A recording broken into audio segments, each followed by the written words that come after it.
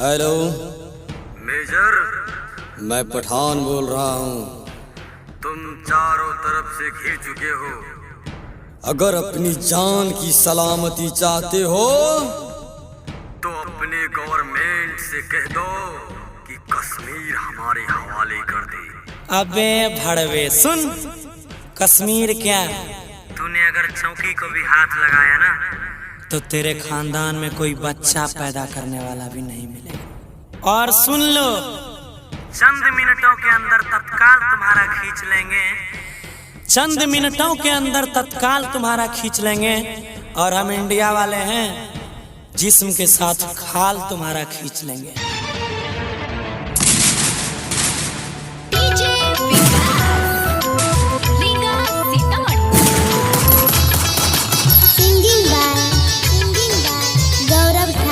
जिंदे दफनई बौरे तोरा सुन ले खोली कान के।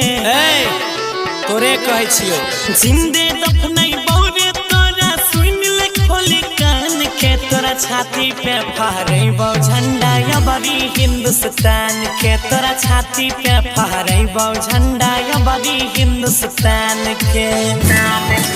भारतवासी से पंगा लोगे? अरे भारत ने खाली वीर पुत्र पैदा किए हैं, काट के रख देंगे। हाँ, हिंदुस्तान से दुश्मनी पर तोरे तोरा भारी।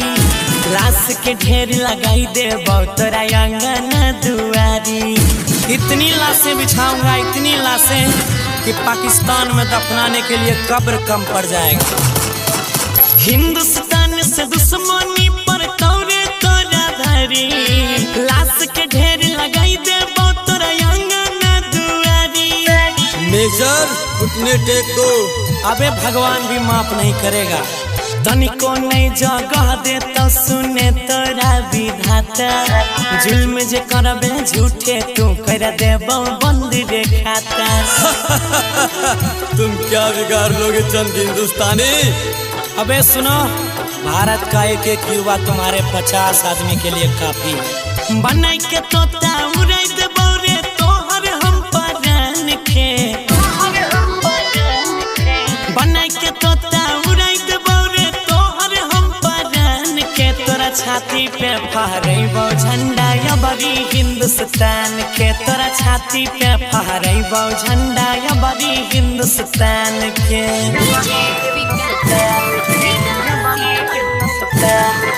दूध जदि मंगबे त सुने बनाई के देबौ खीर रे।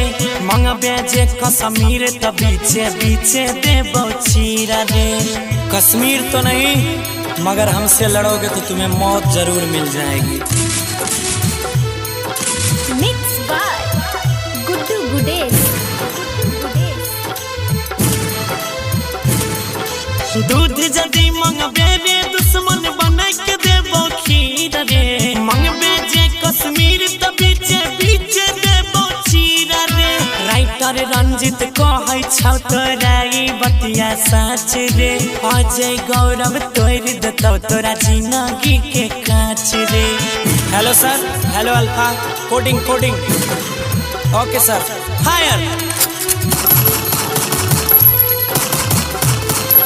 मांग सलामत रे दोगला भगवान से अपन जान के।